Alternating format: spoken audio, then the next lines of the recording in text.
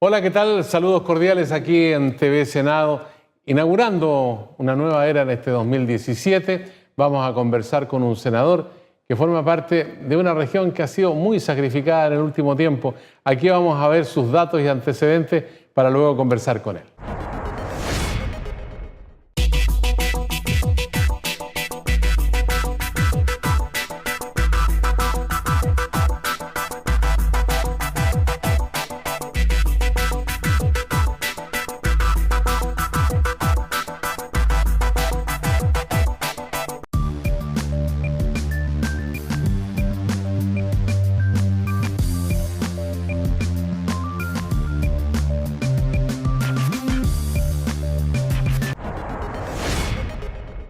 Bueno, ya estamos de vuelta. ¿Cómo está, senador Francisco Muy bien, Chaguán? muchas gracias. ¿Sí?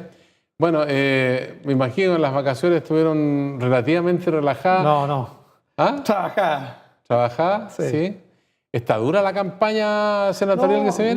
Más que eso, yo tengo un defecto personal, digamos, que tengo que estar trabajando todo el tiempo, así que no me cuesta desconectarme y el descanso me cuesta. Ahora, la zona de Valparaíso, digamos, está dividida en costa y cordillera. Así es. O sea, una delimitación relativamente comprensible porque pasó mucho tiempo con esa configuración.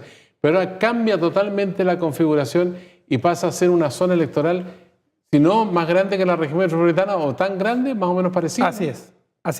Bueno, efectivamente la fusión de las dos circunscripciones, la costa y la cordillera, con una extensión territorial, yo diría que es sin lugar a duda la circunscripción electoral más grande de la próxima elección parlamentaria, y además con un universo de 38 comunas que presentan realidades completamente distintas, desde las comunas costeras que tienen determinadas tipos de problemática, desde que esta región concentra un tercio de los campamentos de Chile, hasta ser una de las regiones que tiene una de las crisis hídricas más complejas del país.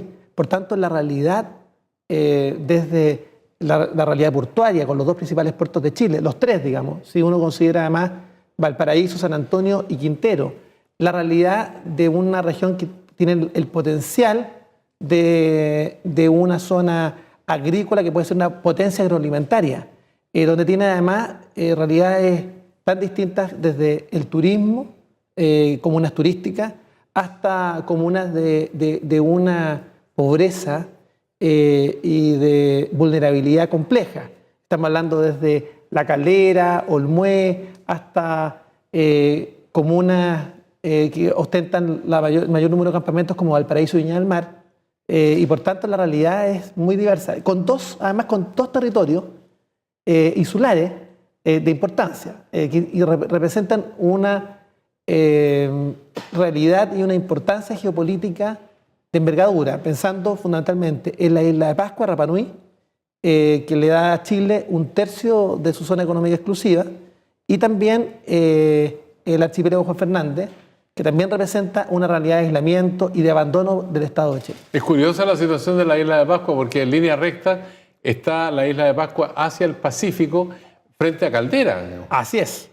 Pero sin embargo está asimilada a la región de Valparaíso. Bueno, pero la región de Valparaíso ha sufrido castigos permanentes, particularmente los terremotos, por ejemplo, cuando uno ve el epicentro del 85, el terremoto que estuvo en Algarrobo, que destruyó prácticamente San Antonio. Tenemos el terremoto del 2010, que también tuvo efectos en la región, pero tenemos los incendios, que ha sido una cadena de desgracias y que afecta especialmente a la gente más pobre desde el punto de vista humano, pero también hay una destrucción del medio ambiente. Esta pobreza que usted señala, que se muestra a través de estos campamentos, donde hay una gran concentración en la región, ¿cómo habría que enfrentarla? Porque la gente dice, oye, es que la gente bota basura en las quebradas, pero resulta que ahí hay campamentos, en muchos de esos lugares no hay urbanización, tampoco pasa el camión de la basura, ¿no es así? A ver, primero señalar que este es un tema por el cual yo estoy en política. A los 14 años yo me fui a trabajar a Reñaca Alto, al Cotre Reñaca Alto. Fui misionero durante más de 8 años en los campamentos de Viña del Mar. Estuve trabajando también en los sectores de glorias navales, de la toma de la antena de la Radio Festival en Estrupaya, y por tanto mi interés en estar en política es justamente poder resolver los temas de vulnerabilidad que viven los habitantes de nuestra región. De hecho, yo soy el padrino, por ejemplo, de la parcela 11 forestal, que es el segundo campamento más grande de Chile y que logramos radicar. Los vecinos ya tienen las llaves desde sus viviendas hace poco menos de 6 meses, en un proceso muy largo que me tocó pedirle directamente al presidente de la República una asignación directa. Se lograron comprar los terrenos, construir las viviendas y ya los miembros del comité tienen sus llaves y con viviendas muy dignas. El sector la parcela 11 del sector de Forestal en Viña del Mar. En Forestal viven 140.000 viñamarinos. También me tocó apadrinar el proyecto Elber 1, 2 y 3 en Valparaíso, en el Cerro La Cruz, que fue inaugurado 10 veces, con 10 primeras piedras, los primeros árboles, y cuando llegamos a Elber 1, 2 y 3 nos encontramos con nichos, estructuras de departamentos de 28 metros cuadrados que estaban abandonados. Logramos también, con una conversación que tuvimos con el presidente Piñera y con el propio ministro de Vivienda en aquel entonces, que se demolieran esa construcción que ya no estaba dentro de los estándares de construcción. Se demolió y se entregaron las 600 llaves a las 600 familias de Valparaíso. Estamos también apadrinando el campamento La Pradera de Manuel Busto, que es el campamento más grande de Chile. Estamos trabajando intensamente con el Comité La Esperanza del Tao, el Comité de Villa Ruta del Sol en la comuna de Cartagena, por mencionar tan solo algunos. Este es el tema, Sergio, por el cual yo estoy en política. Ahora, pero da la sensación que todas estas soluciones son pequeñas soluciones, pero globalmente no se ha enfrentado nunca al problema, porque cada vez que hay un incendio, rebrota la situación de la pobreza, de la miseria, de la marginación. Es que tenemos un problema, yo diría, estructural. No quisiera dejar de mencionar a la Felipe Camiroaga. La Felipe Camiroaga es uno de los campamentos, junto con San Expedito, que sufrieron con el último incendio. Ahí hay cerca de 980 familias y donde estamos muy cerca de buscar una solución definitiva en las conversaciones que tenemos con el Servio y con el municipio de Viñamarino para trasladarlo unos metros y finalmente darle una solución vía subsidio regular. ¿Cuál es el problema que tenemos con los campamentos? El año 2011, Sergio, se cerró el registro de campamentos. Hoy día el actual censo o estudio que hizo Techo nos revela que hay 34.000 familias aproximadamente viviendo en campamento en Chile. 34.000 familias. Un tercio de ellos están en la región de Valparaíso. El problema se da fundamentalmente porque las políticas de vivienda no han sido capaces de incorporar la integración. Entonces tenemos prácticamente segregadas a las personas más vulnerables en una especie de gueto de pobreza que también yo diría que se revela o que se manifiesta justamente cuando se dan estos tipos de acciones como los incendios forestales que justamente afectan fundamentalmente a las personas más pobres de nuestra región. Yo te quiero contar que el año 2014, después del mega incendio en Valparaíso, nosotros constituimos una comisión, hicimos las propuestas, presentamos los proyectos de ley y lamentablemente no han tenido por parte de la autoridad la voluntad de sacar adelante una política nacional de vivienda. Esa política nacional de vivienda tiene que estar orientada en dos frentes. La primera, respecto a las personas más vulnerables, las personas que viven en campamento. Segundo, respecto de las personas que viven en condición de llegadas. Y tercero, el subsidio de la clase media para ser capaces finalmente de sacar adelante una política pública de envergadura respecto a este segmento de la población que ha estado permanentemente postergado. Dicho lo anterior, nosotros propusimos una serie de proyectos que están presentados y que buscan efectivamente garantizar que este fenómeno reiterativo de los incendios no se repita con la frecuencia que ocurre. La primera... Pero, a ver, cuando uno lo escucha, dice, bueno, aquí hay un desarrollo, hay proyectos, iniciativas, ha habido progreso, pero sin embargo los bolsones de pobreza persisten. Entonces, los que somos más viejos recordamos que Juan Pablo II estuvo en Chile, el Papa, ¿no? Y en algún momento dijo, los pobres no pueden esperar. Pero los pobres están esperando desde antes del 87 que viniera el Papa y siguen esperando, digamos. O sea, el hecho de que exista en Chile una inequidad de la dimensión que tenemos, donde el 1% más rico se come prácticamente la mitad de la torta, es un problema que no está resuelto. Yo estuve mirando el otro día el índice Gini. Chile figura entre los peores ubicados en el ranking de pobreza, ¿no es cierto?, de la OCDE, donde estamos afiliados con gran orgullo a los países.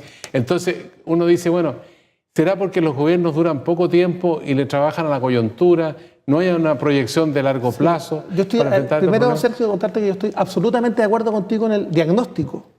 Yo creo que tenemos una mediatización de la política. La política se mira al ombligo. Todo es coyuntural. Tenemos una ausencia de una mirada de mediano y largo plazo. El país no ha sido capaz, efectivamente, de cambiar su modelo de desarrollo, de establecer agregaciones de valor a sus procesos.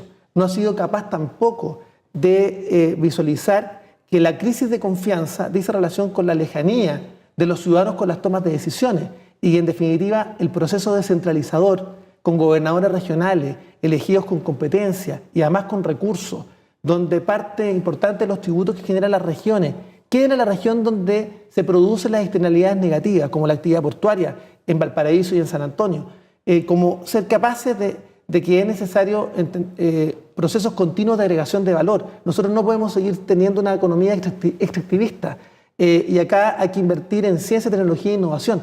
Chile invierte el 0,43% del PIB en ciencia, tecnología e innovación, en circunstancias que los países que han optado cualitativa y cuantitativamente a dar el salto al desarrollo están en el rango del 2%, que es el promedio de los países de la OCDE, para que hablar incluso Argentina. Argentina y Brasil están en el 1%. Tienen un Ministerio de Ciencia y Tecnología donde generan una política pública. El único ministro, Sergio, que no abandonó el gabinete entre el gobierno de Cristina Fernández y Mauricio Macri, fue justamente el ministro de Ciencia y Tecnología, porque entienden que en esta materia hay que tener una política pública de largo aliento. Ahora, pero aquí tenemos una situación también que es bien crítica, porque hay sectores políticos en el país que piensan que para qué vamos a desarrollar investigación cuando podemos ir a comprar afuera la tecnología y la tenemos a la vuelta de la mano.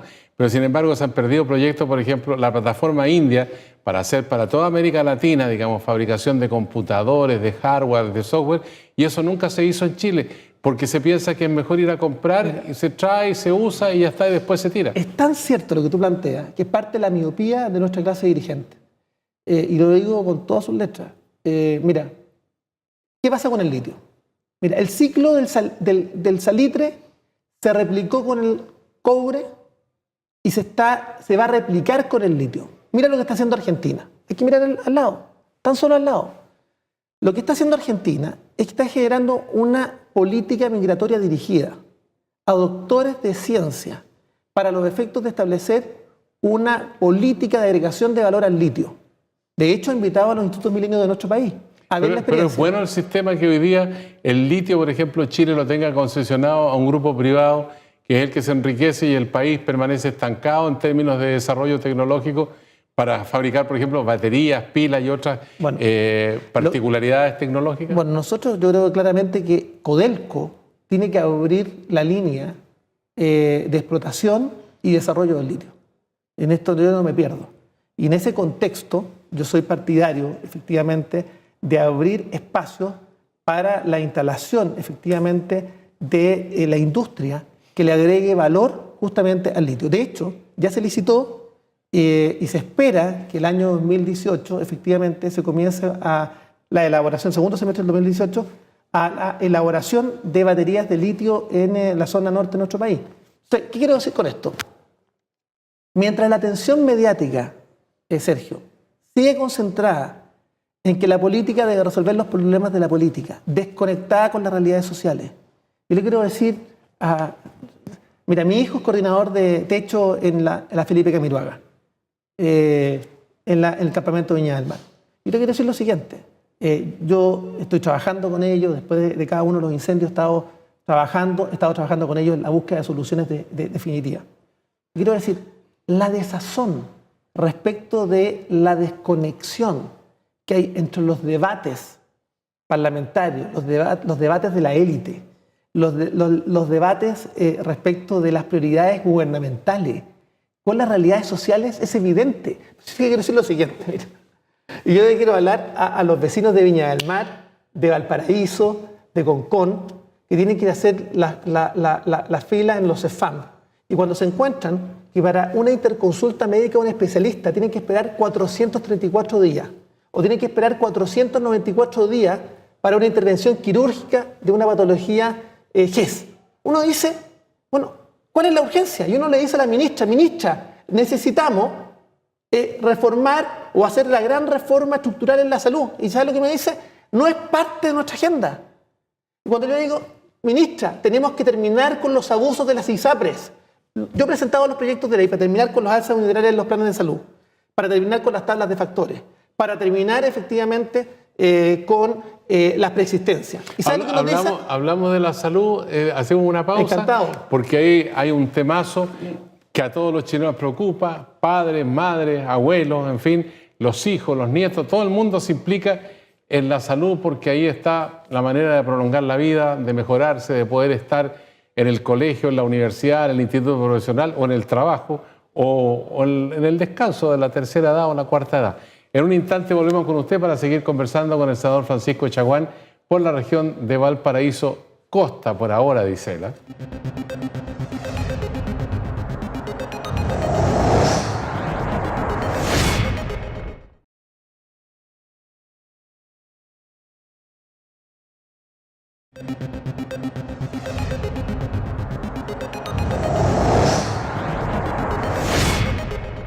Ya estamos de vuelta aquí en el canal del Senado, en este contrapunto con el senador Francisco Chaguán de la región de Valparaíso Costa, por ahora yo decía. Senador, usted completó la primera parte. Ahora, con vínculo en la cordillera. ¿Ah, sí? Sí, pero por supuesto. Hasta el turno internacional Los Libertadores, por lo menos. Mira, si te quiero contar, mis padres originarios de La Calera, yo fui... ¿De ahí es la familia Chaguán o no? Sí, claro. Claro. Yo fui vicepresidente de la Junta de Vecinos de Puchuncaví, de Maitencillo, en Puchuncaví. Altamente contaminado. Así es. Fui abogado de la Municipalidad de Limache. Ya. Así que estoy... Tenía su pituto también. Claro. ¿Ah? Estoy vinculado a la zona cordillera. Bueno, estábamos hablando... Y estudié en Quillota, en el Instituto Rafael Aristía. O sea, pura región de Valparaíso, ¿no? Estamos hablando del problema de la salud y acá en la región de Valparaíso. Sí. Entiendo que la realidad no se muestra distinta que en el resto del territorio. Pero hoy día tenemos un sistema de ISAPRE que... Sergio, perdona, te quiero hacer una aclaración. Sí. Peor que en el resto de Chile. Te lo voy a... Dame dos datos. Con más o menos intensidad. No. Dos datos. Brechas de especialistas. Te quiero decir que el Servicio de Salud Viña del Mar Quillota es el con mayor brechas de especialistas en Chile, para que la gente nos entienda, donde falta mayor cantidad de especialistas. Hoy día, en nuestras UCI del Hospital San Martín de Quillota o el Hospital Gustavo Frique, no hay UCistas. Hay becarios de la universidad o hay internistas. Tenemos un problema grave. Cuando uno llega a una UCI en los hospitales de nuestra región, no va a encontrar un especialista UCista. Hay algunos, pero en definitiva tenemos una dificultad sobremanera. Estamos hablando de que tenemos una brecha de especialistas que alcanza casi a los 300 médicos. Pensando además que en todo el país tenemos una brecha de alrededor de 3.800, 3.900 médicos. Solo entre la región de Valparaíso y la región metropolitana, 1.800 tenemos una brecha. Claro, pero hay un desequilibrio también porque una parte de la población que se atiende relativamente bien está en ISAPRE, el 20%, el otro 80% está en FONASA y ahí hay mucha marginalidad. Entonces tenemos al mismo tiempo, a propósito de lo que usted dice, una gran cantidad de médicos especialistas que no trabajan para el servicio público. Así es. Entonces, por razones fundamentalmente económicas, porque el Estado no les reconoce la especialidad y no les paga los ingresos que ellos quisieran tener. Pero al mismo tiempo tenemos médicos que se han formado en las últimas generaciones, que ellos pagan de su bolsillo la formación educacional. Entonces, ¿qué compromiso social puede tener un médico, ¿no?, que se tuvo que financiar la carrera y está pagando en cuotas, digamos, los 7 o 10 años que le duró la carrera?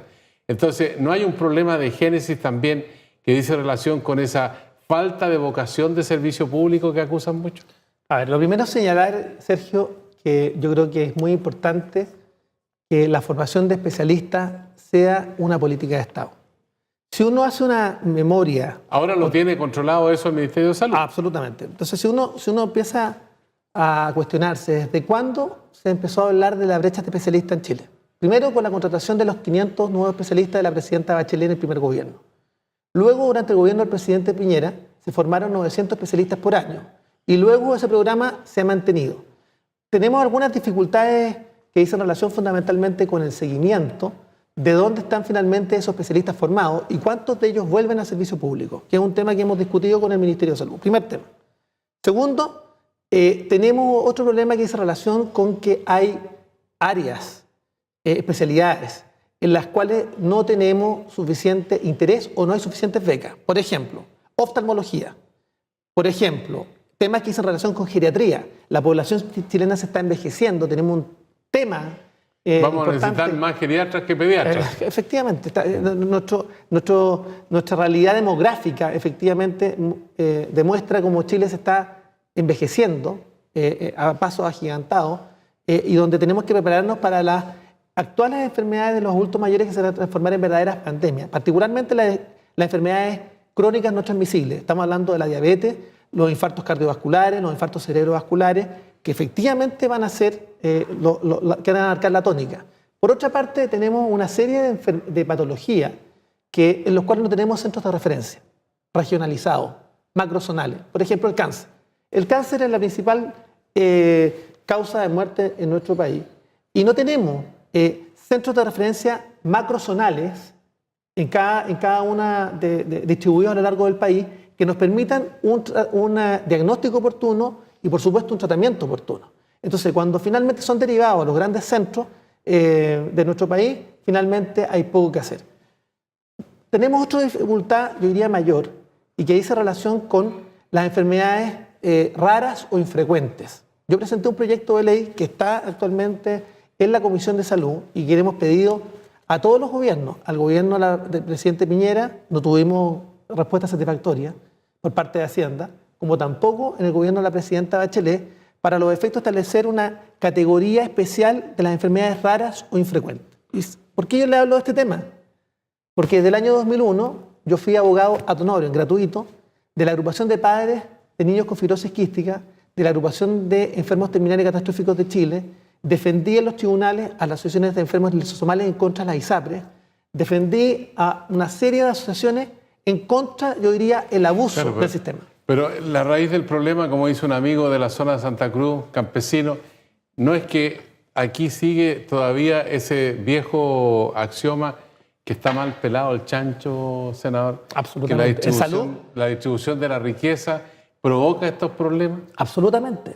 Yo creo que tenemos un problema. Entonces, ¿cómo se enfrenta esa situación que es la génesis? Porque aquí se necesitan recursos para implementar los hospitales, para tener especialistas, para ese 80% de la gente que es más pobre. Pero si me permite unos minutos para poder... Porque este es el tema central. El tema no es solamente la distribución de la riqueza en Chile. Yo creo que efectivamente tenemos una concentración de la riqueza en una élite política, económica y social que habita en 4 comunas de la región metropolitana que creen que Santiago es Chile. Ni siquiera Santiago, que de Plaza Italia para arriba es Chile. Entonces tenemos un problema.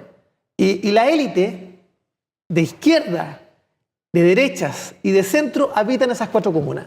Como hombre de región, como ellos les llaman con desprecio, de provincia, como hombre de provincia, mucha honra, quiero decirle que nuestras regiones están esperando efectivamente dispersión del poder, están esperando efectivamente empezar a tomar las decisiones acá. Un burócrata que está sentado en un ministerio en Santiago difícilmente va a conocer la realidad del Hospital Gustavo Fricke, o que hay roedores en la cocina de los trabajadores del Hospital Van Buren. Entonces, así es muy difícil. Y donde, mire, por problemas de competencias técnicas, se nos caen los hospitales en la región. En los procesos de licitación del Hospital Claudio Vicuña San Antonio o el Hospital de Villa Alemana, se cayeron por incompetencia del servicio. En cambio, el Hospital Biprovincial de Quillota, que estuvo a cargo del Ministerio de Obras Públicas, el único que va en regla, en tiempo y forma, con los plazos. Entonces yo quiero señalar lo siguiente.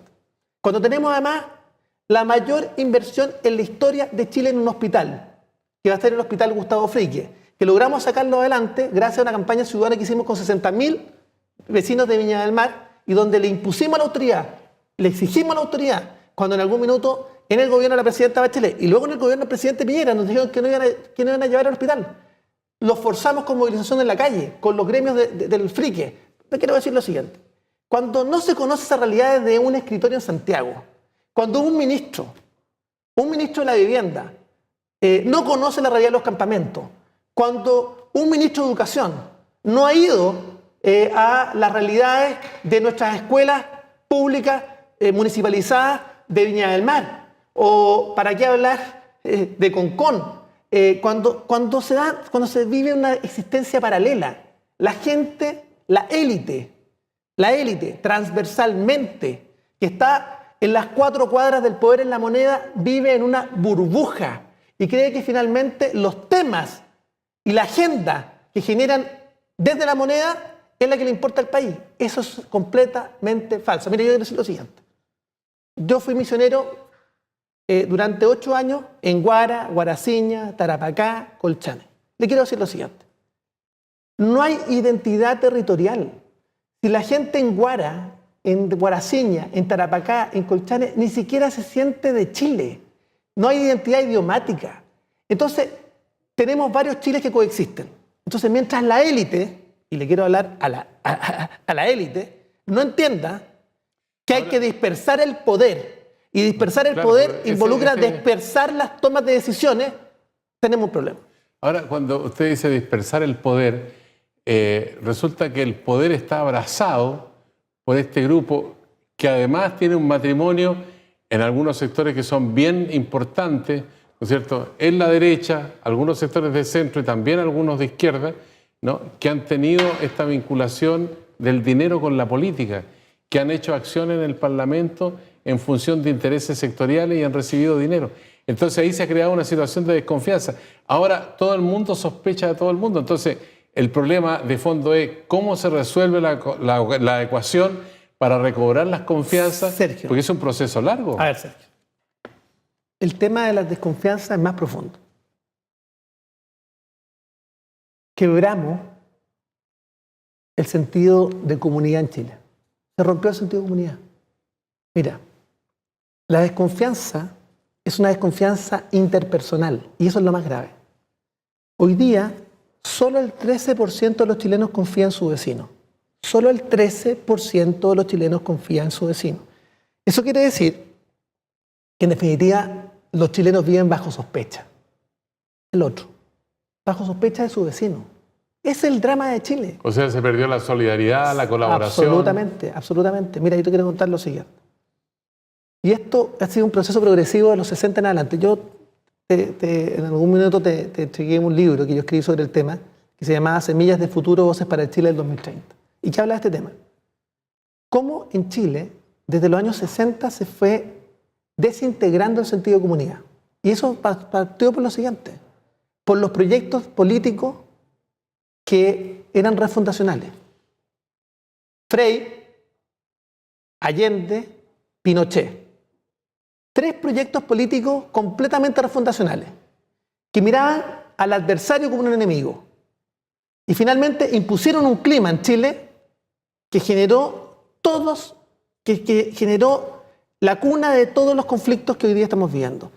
Fue, sino hasta el gobierno de Patricio Aylwin, donde Chile recuperó el sentido de misión y donde se trabajó para reducir la pobreza, para efectivamente regular los mercados, donde se comenzó a visualizar un proyecto colectivo. Pero bien, el gobierno de Patricio Aylwin, que fue el que sembró el espacio para el reencuentro de los chilenos, es ese espíritu el que tenemos que volver a construir. Un Chile en la que todos nos sintamos parte de un proyecto colectivo, en que el diálogo, en que el acuerdo y no la soberbia. ¿Y por qué lo digo de esa forma? Porque yo creo que tanto el inicio del gobierno del presidente Piñera, mira lo que te voy a decir.